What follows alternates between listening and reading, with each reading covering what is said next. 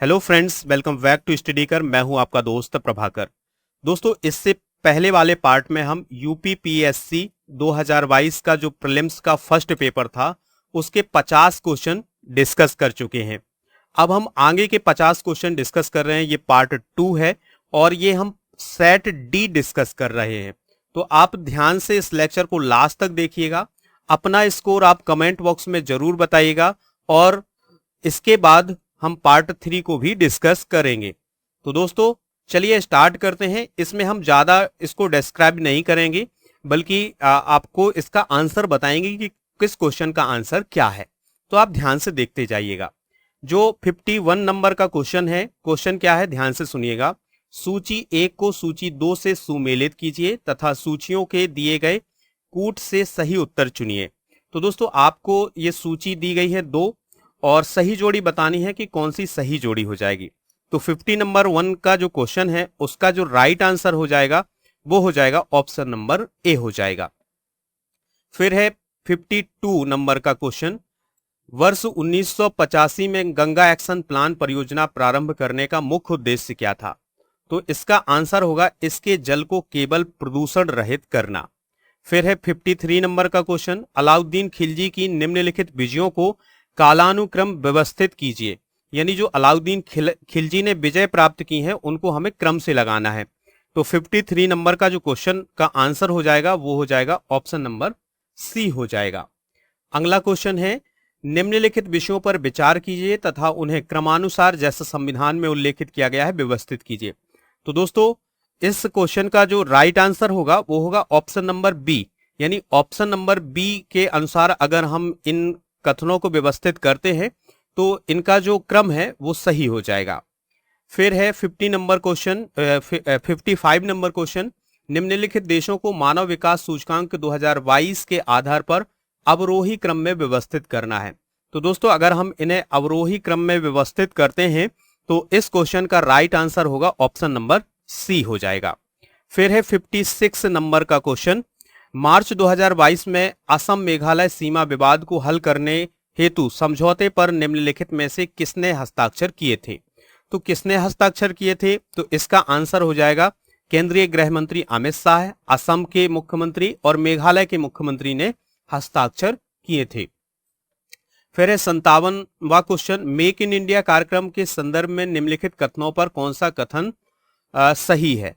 तो दोस्तों हमें सही कथन बताना है मेक इन इंडिया के बारे में। तो जो 57 नंबर क्वेश्चन है इसका जो राइट आंसर होगा वो होगा ऑप्शन नंबर बी। यानी 1 और 2 दोनों, यानी जो सही उत्तर है वो दोनों हो जाएंगे। दोनों कथन जो है वो सही कथन है। 58वां क्वेश्चन है औरंगजेब के शासनकाल की निम्नलिखित घटनाओं पर विचार कीजिए और उन्हें कालानुक्रम व्यवस्थित कीजिए। यानी औरंगजेब के समय जो घटनाएं हुई हैं उनको हमें व्यवस्थित करना है क्रम के अनुसार यानी समय के अनुसार। तो 58वां जो क्वेश्चन है उसका आंसर हो जाएगा ऑप्शन नंबर ए हो जाएगा। फिर है 59वां क्वेश्चन। कोविड-19 के लिए दिया जाने वाला सिनोवैक है। तो कोविड-19 के लिए दिया जाने वाला सिनोवैक क्या है? तो इसका आंसर होगा संपूर्ण वायरस का टीका। 60वां नंबर का क्वेश्चन है निम्नलिखित में से कौन सा नगर इराक में सुन्नी त्रिकोण का भाग नहीं है? तो सुन्नी त्रिकोण का कौन भाग नहीं है? ऑप्शन नंबर सी यानी बसरा। तो दोस्तों अगला क्वेश्चन देखते हैं, ध्यान से देखते जाइएगा। निम्नलिखित में से किसने जनवरी 2022 में आयोजित सैयद मोदी अंतरराष्ट्रीय टूर्नामेंट में महिला एकल का खिताब जीता है? तो महिला एकल का खिताब किसने जीता था? पीवी सिंधु ने। किसने जीता था दोस्तों? पीवी सिंधु ने जीता था। 62वां नंबर का क्वेश्चन है जल जीवन मिशन योजना किस वित्तीय वर्ष के केंद्रीय बजट में घोषित की गई थी? वेरी वेरी इंपॉर्टेंट क्वेश्चन है। तो 62 नंबर के जो क्वेश्चन है उसका राइट आंसर होगा ऑप्शन नंबर डी हो जाएगा। फिर है 63वां क्वेश्चन। निम्नलिखित में से कौन सा पदार्थ जैव निम्नीकरणीय है? तो इस क्वेश्चन का आंसर क्या होगा? ऊन हो जाएगा। यानी 63 का क्या हो जाएगा? ऊन हो जाएगा। 64वां नंबर क्वेश्चन है निम्नलिखित घटनाओं पर विचार कीजिए तथा उन्हें कालानुक्रम के अनुसार व्यवस्थित कीजिए। यानी हमें उन्हें क्रम के अनुसार व्यवस्थित करना है, समय के अनुसार व्यवस्थित करना है। तो 64वां नंबर जो क्वेश्चन है उसका राइट आंसर होगा ऑप्शन नंबर बी। फिर है 65वां क्वेश्चन। निम्नलिखित युग्मों में से कौन सा एक सुमेलित नहीं है? तो तो दोस्तों आपको बताना है कि राज्य और राज्य में विधानसभा के सदस्यों की संख्या किस राज्य की गलत है। तो इस क्वेश्चन का आंसर होगा ऑप्शन नंबर डी 65, यानी कि जो मणिपुर में 62 सीटें बताई गई हैं विधानसभा की, ये गलत बताई गई हैं। ठीक है, चलिए फ्रेंड्स, अब हम बात करते हैं 66वें नंबर क्वेश्चन की। तो सल्फा ड्रग निम्नलिखित में से किस प्रकार की औषधि है। तो जो सल्फा ड्रग है वो किस प्रकार की औषधि है। तो इसका राइट आंसर होगा प्रतिजीवाणुक। फिर है 67वां क्वेश्चन, अप्रैल 2022 में कोपेनहेगन में पुरुषों की 200 मीटर बटरफ्लाई तैराकी स्पर्धा में भारत के किस खिलाड़ी ने गोल्ड मेडल हासिल किया है। तो गोल्ड मेडल हासिल किसने किया था, सजन प्रकाश ने। किसने दोस्तों, सजन प्रकाश ने। 68वां नंबर क्वेश्चन है, संयुक्त राष्ट्र विकास कार्यक्रम यानी यूएनडीपी ने निर्धनता की निम्नलिखित श्रेणियों की पहचान की है, कौन सा एक सही है।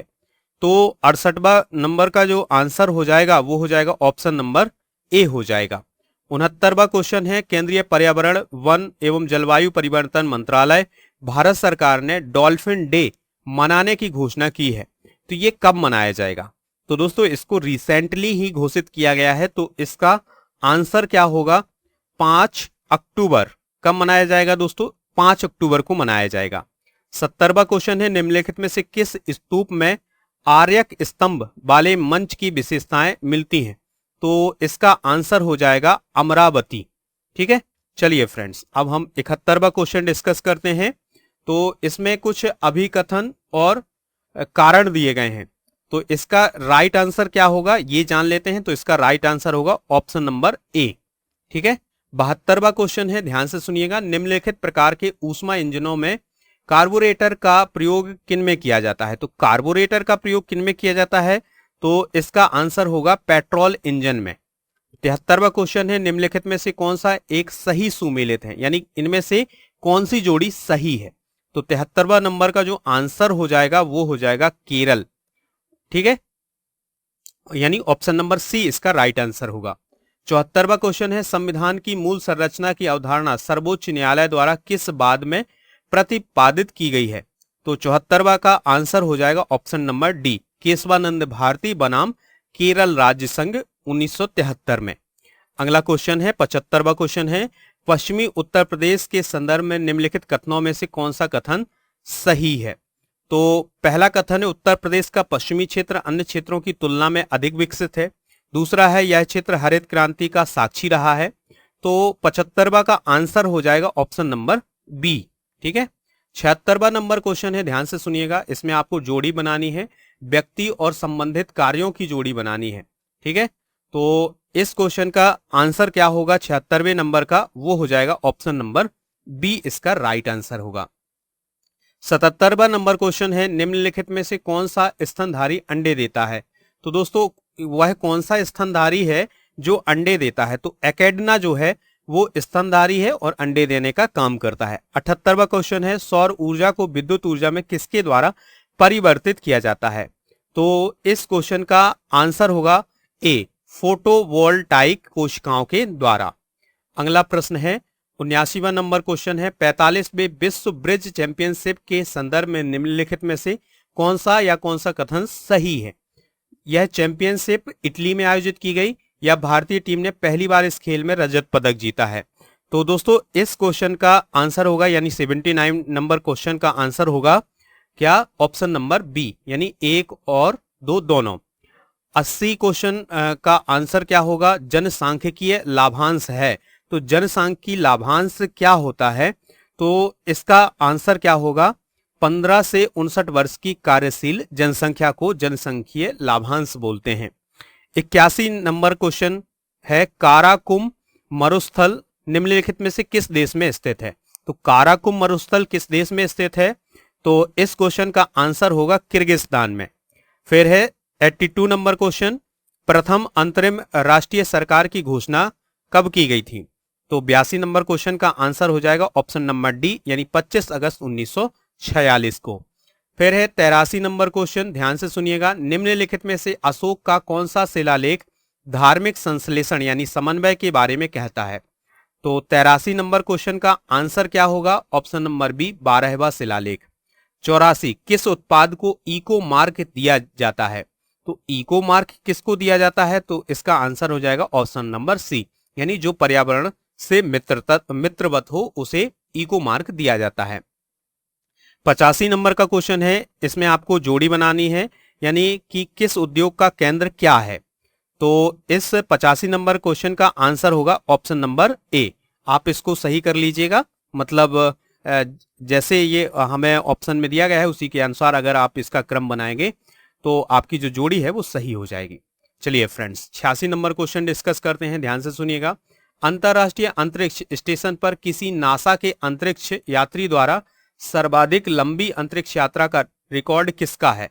तो सर्वाधिक लंबी यात्रा का रिकॉर्ड किसके पास है? तो इसका आंसर होगा मार्क वैन हे के पास। फिर है 87 नंबर क्वेश्चन, निम्नलिखित में से कौन सा सतत विकास लक्ष्य यानी SDG हेतु 2030 तक प्राप्त करने का नहीं है? तो 87 नंबर क्वेश्चन का आंसर क्या हो जाएगा? ऑप्शन नंबर डी, यानी अंतरिक्ष अनुसंधान। 88 नंबर क्वेश्चन है, जोड़ी बनानी है, जैव आरक्षित क्षेत्र और उसके राज्य को बताना है।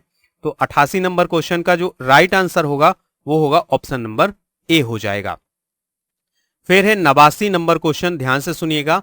शेरशाह को अपनी वीरता से प्रभावित करने वाले जयता और कुंपा किस स्थान से संबंधित हैं? तो जयता और कुंपा जो हैं वो मारवाड़ से संबंधित हैं। फिर है 90 नंबर क्वेश्चन, उत्तर प्रदेश में एक जनपद एक उत्पाद योजना के आधार पर निम्नलिखित युग्मों में से कौन सा युग्म सुमेलित नहीं है, यानी कौन सी जोड़ी सही नहीं है? तो 90 नंबर क्वेश्चन का जो राइट आंसर होगा बागपत लकड़ी के खिलौने।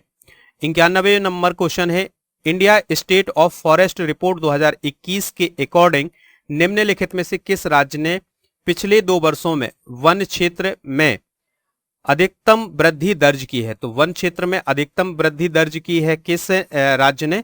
तो इस क्वेश्चन का राइट आंसर होगा आंध्र प्रदेश। ठीक है। फिर है 92 नंबर का क्वेश्चन, ध्यान से सुनिएगा। निम्नलिखित राजनीतिक दलों पर विचार कीजिए और उन्हें उनकी स्थापना के कालानुक्रम के अनुसार व्यवस्थित कीजिए। तो दोस्तों इस क्वेश्चन का आंसर क्या होगा? 92 नंबर क्वेश्चन का आंसर हो जाएगा ऑप्शन नंबर डी हो जाएगा। फिर है क्वेश्चन नंबर 93, तो बिम्स्टेक के संदर्भ में निम्नलिखित में से कौन सी कथन सही है? तो फर्स्ट कथन है, प्राइम मिनिस्टर नरेंद्र मोदी ने 5वें बिम्स्टेक शिखर सम्मेलन में 30 मार्च 2022 को संबोधित किया, या 5वें बिम्स्टेक शिखर सम्मेलन की अध्यक्षता भारत ने की थी? तो 93 नंबर क्वेश्चन का जो आंसर हो जाएगा वो केवल एक हो जाएगा। ठीक है, यानी ऑप्शन नंबर ए सही हो जाएगा इसका। 94 नंबर क्वेश्चन का आंसर है, आंसर क्या होगा देखते हैं। क्वेश्चन क्या है, सत्य शोधक समाज के संस्थापक कौन थे जिनका प्राथमिक जोर सत्य की खोज पर था?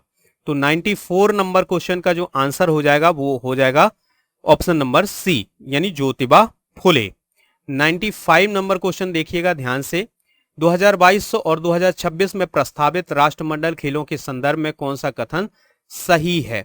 तो इस क्वेश्चन का जो राइट आंसर होगा 95 नंबर का वो हो जाएगा ऑप्शन नंबर बी, यानी ये दोनों कथन जो हैं वो सही हैं।